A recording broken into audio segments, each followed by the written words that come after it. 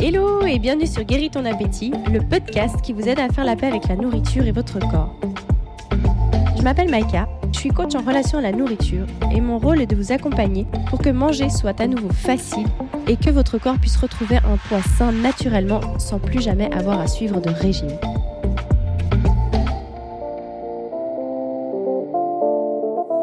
Hello et bienvenue dans ce nouveau podcast. Aujourd'hui, on va aborder le fait de l'amour de soi dans la perte de poids. Un gros sujet que j'avais envie d'aborder aujourd'hui avec vous pour différentes raisons. Et notamment le fait que j'entends très souvent « Oui, quand j'aurai maigri, je m'aimerais. C'est pour ça justement que je veux maigrir. C'est pour me sentir bien dans mon corps et pour m'aimer. » Or, c'est une grosse supercherie de croire ça et de penser que ça fonctionne dans ce sens-là. La vie en général nous demande d'abord de faire acte de foi avant de pouvoir obtenir ce qu'on veut. Et c'est ce dont je vais vous parler ici. Peut-être que ça ne vous parle pas comme ça. Et ça veut dire quoi? Et en rapport avec le poids, comment est-ce que ça se représente? Concrètement, quand on veut absolument mincir parce qu'on ne s'aime pas, on ne fait pas les choses avec la bonne intention. D'autant plus, en fait, ce qui se passe quand on le fait dans cette intention-là, c'est qu'il y a vraiment une tension. Et en fait, on souhaite continuellement être différent de ce qu'on est alors, de ce qu'on est maintenant. Ce qui bien souvent crée une frustration. Et en fait, cette frustration et la tension qu'elle crée, en fait, nous empêche d'atteindre ce qu'on aimerait. C'est pourquoi c'est totalement à l'inverse de ce qu'on pense. Donc, c'est pas quand on sera mince qu'on va s'aimer, c'est d'abord d'apprendre à s'aimer pour pouvoir permettre au corps, enfin, de mincir, de lâcher les kilos supplémentaires. Mais au-delà de ça même, c'est que quand on s'aime, on a envie de prendre soin de soi. On s'écoute, on est à l'écoute de ce qui se passe à l'intérieur, on est à l'écoute de notre corps, on a envie de bouger, on a envie de bien manger pour prendre soin de soi, on a envie de se reposer, on a envie de se sentir bien, on prend vraiment du temps pour soi, on investit sur soi-même parce qu'en fait, on perçoit qu'on a de la valeur et donc on va se faire passer en premier, on va prendre soin de soi véritablement. Et ce qui se passe en fait quand on ne s'aime pas et qu'on pense que quand on aura maigri, on s'aimera et à ce moment-là, on prendra soin de soi, c'est tout l'inverse qui se passe. Moins on s'aime et moins on arrive à prendre soin de nous. C'est-à-dire, moins on arrive à manger des choses qui nous font du bien, moins on arrive à bouger, moins on arrive à permettre à notre corps d'être en phase, tout simplement. Et tant qu'on n'est pas bien avec nous-mêmes, comment on peut vouloir avoir des émotions qui sont bien, être aligné, se sentir bien au quotidien émotionnellement, c'est-à-dire sur tous les plans, que ce soit mental, émotionnel, prendre soin de soi avec l'alimentation, avec le sport, avec différentes choses qui nous font du bien. Si on ne s'aime pas, tout ça, c'est beaucoup plus compliqué. Et paradoxalement, tant qu'on ne fait pas toutes ces choses-là, il est difficile que le corps puisse enfin atteindre le poids idéal qu'on souhaiterait. En plus de ça, comme je vous disais au début du podcast, la vie attend qu'on fasse acte de foi avant de nous donner ce qu'on souhaite. C'est-à-dire que, en général, c'est en étant dans la gratitude déjà à l'avance par rapport à ce qu'on aimerait que ça va nous permettre d'atteindre ce qu'on aimerait. C'est-à-dire de se réjouir déjà, de se dire « Ouais, je m'aime, je suis quelqu'un de bien, je sais que je vais y arriver, je sais que je suis en chemin, je sais que vraiment c'est une question de temps, que je suis en train de mettre en place ce qu'il faut. » Plutôt que de dire « Ouais, je m'aime pas, quand j'aurai tel corps, là peut-être que je m'aimerais, là peut-être que je prendrai soin de moi. » Et en fait, quand on est dans cet état d'esprit-là, on est dans une ingratitude totale vis-à-vis de notre corps, vis-à-vis de la vie. Ouais, mais pourquoi moi je suis pas comme j'aimerais? Pourquoi il y en a qui arrivent à être minces et puis pas moi?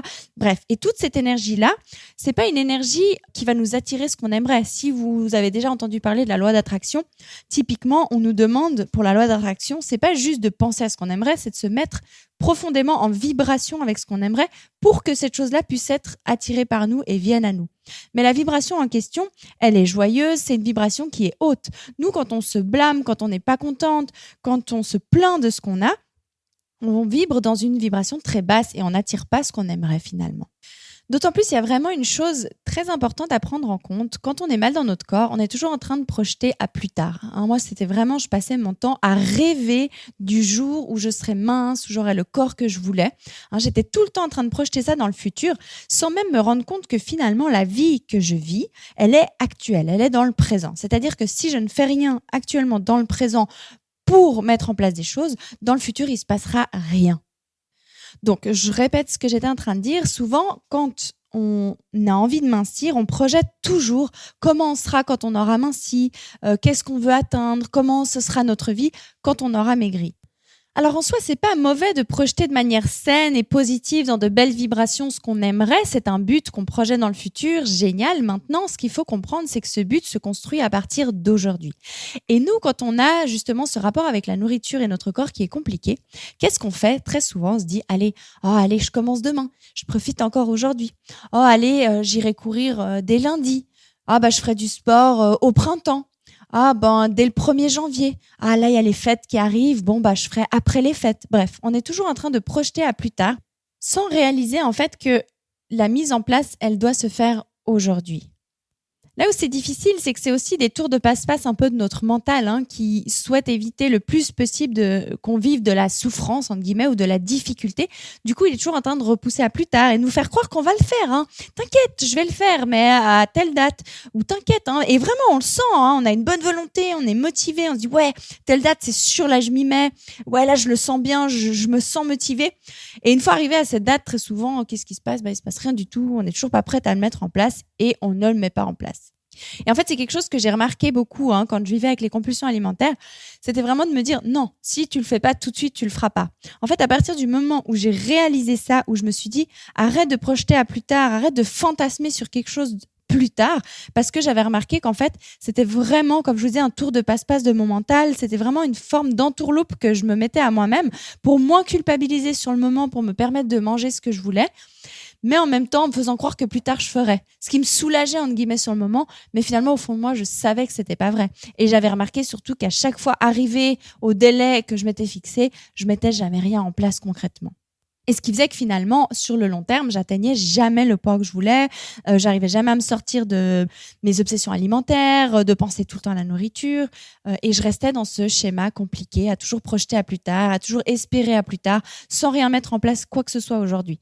Donc c'est vraiment totalement une utopie de croire qu'en fixant quelque chose à plus tard, sans rien mettre en place dès aujourd'hui, qu'on va pouvoir l'atteindre. Mais attention, quand je parle de mettre les choses en place aujourd'hui, je ne dis pas d'attaquer une nouvelle diète, d'essayer de se priver encore une énième fois d'une énième façon de manger ou de se forcer encore une fois à faire un sport qu'on n'aime pas. C'est pas du tout de cette façon-là qu'on met les choses en place pour s'en sortir.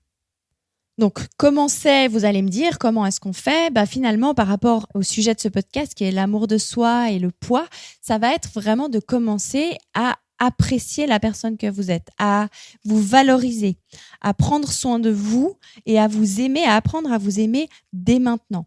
Parce que pareil, s'aimer, c'est pas quelque chose où d'un jour à l'autre, comme ça, on se réveille, on a moins 10 kilos, on s'aime, tout est beau dans notre vie. C'est pas du tout comme ça que ça fonctionne.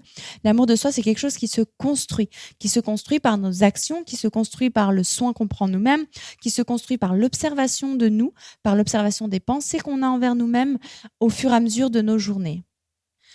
Et c'est exactement ce qui va se passer aussi pour changer notre rapport à la nourriture, pour changer notre rapport au fait d'avoir du mouvement, de faire du sport, d'être bien dans notre corps, de prendre soin de nous. C'est tout des choses qu'on va mettre en place dès aujourd'hui, par rapport à notre façon de penser.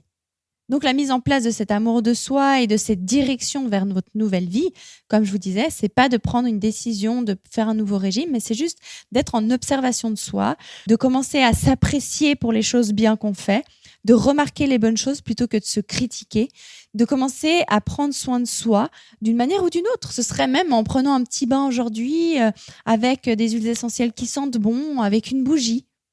Ce serait de se préparer un petit repas avec beaucoup d'amour en se disant tiens, en mettant une petite bougie, un joli repas que j'ai fait, une belle assiette que j'ai fait rien que pour moi aujourd'hui. D'aller faire une promenade dans la nature juste pour profiter du beau temps. Pas parce que j'ai un corps dégueu, il faut que je fasse du sport. Non, parce que ça fait du bien, ça me fait du bien de respirer l'air frais, ça fait du bien à mon corps, de s'aérer, de prendre la lumière du jour, d'observer la nature, d'écouter les oiseaux, de prendre un temps pour moi.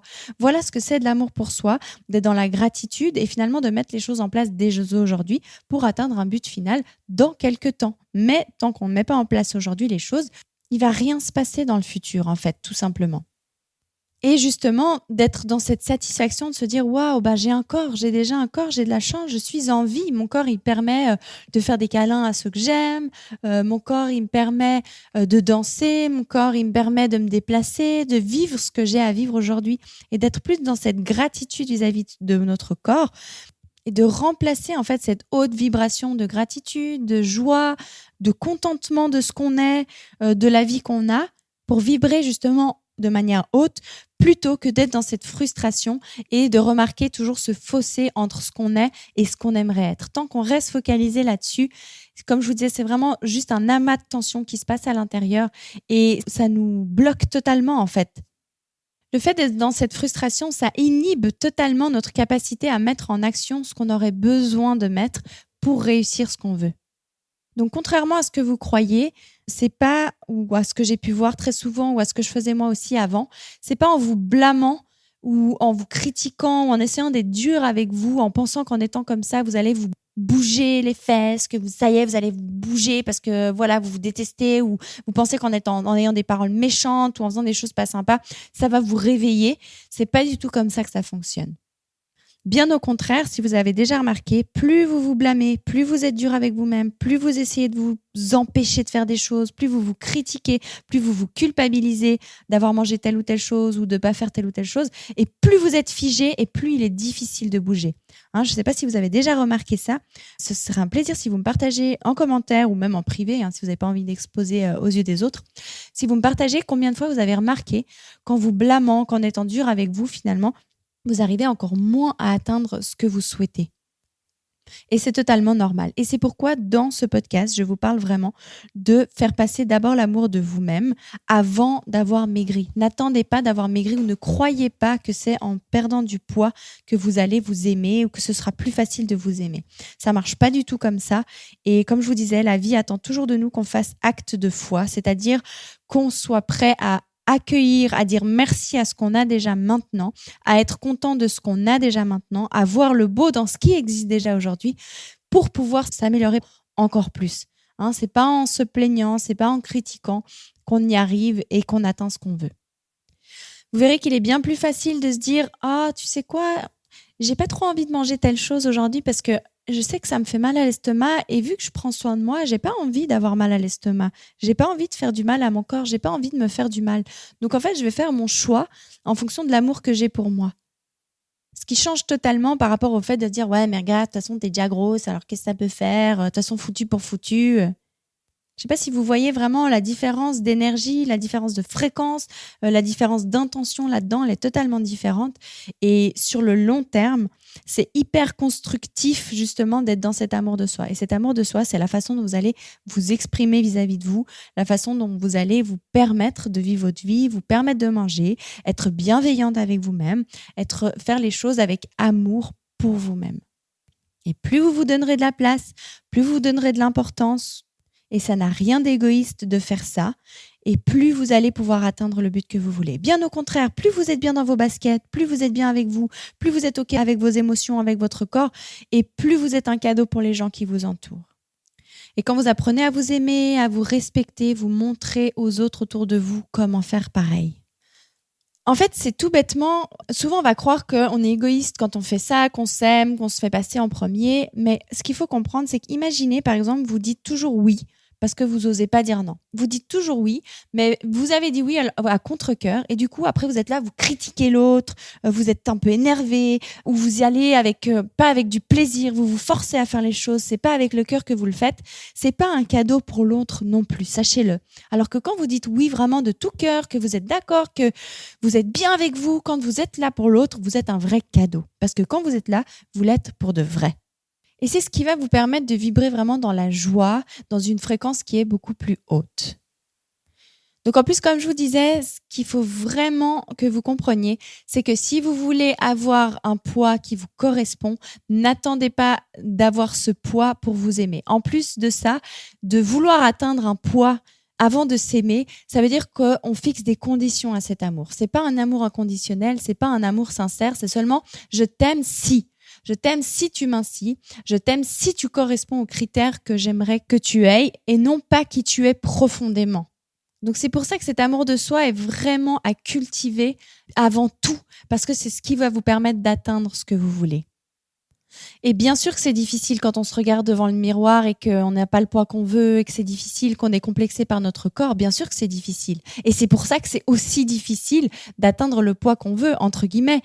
C'est pas si compliqué en soi, la méthode pour mincir, c'est pas compliqué. Ce qui est difficile, c'est d'apprendre à s'aimer alors qu'on n'est pas comme on aimerait au départ. et d'apprendre à aimer ce qui est présent, d'apprendre à aimer qui on est véritablement pour de vrai, sans condition, pour qu'ensuite on puisse atteindre les buts qu'on veut.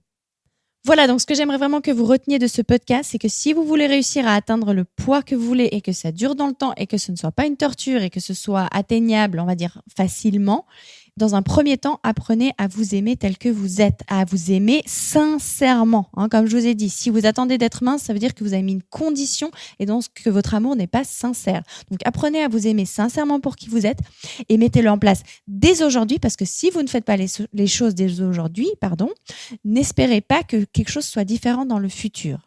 Donc, remerciez votre corps pour tout ce qu'il vous permet de vivre aujourd'hui. Soyez dans la gratitude. Les jours où c'est plus difficile, dites-vous, OK, c'est plus difficile aujourd'hui. Aujourd'hui, je m'accepte pas. C'est OK. Pour moi, c'est pareil. Il y a des jours, c'est pas OK. C'est comme ça. Je le vois. C'est OK. Je m'accepte pas aujourd'hui. Je me trouve pas belle. OK. C'est comme ça arrive, ça fait partie de la vie, ça fait partie des hauts et des bas comme les émotions. C'est juste d'accueillir tout ça et surtout de bien vouloir apprendre à s'aimer, apprendre à se connaître bien avant de maigrir. Ça marche pas dans l'autre sens.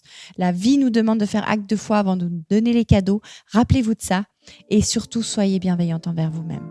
Parce que malgré tout, toutes ces journées à se sentir mal et à se critiquer, c'est toutes des journées gâchées qu'on ne retrouvera plus. Donc même si on n'a pas le corps qu'on veut, autant au moins être heureuse, être joyeuse, aimer notre vie. Et nous aimer le plus possible.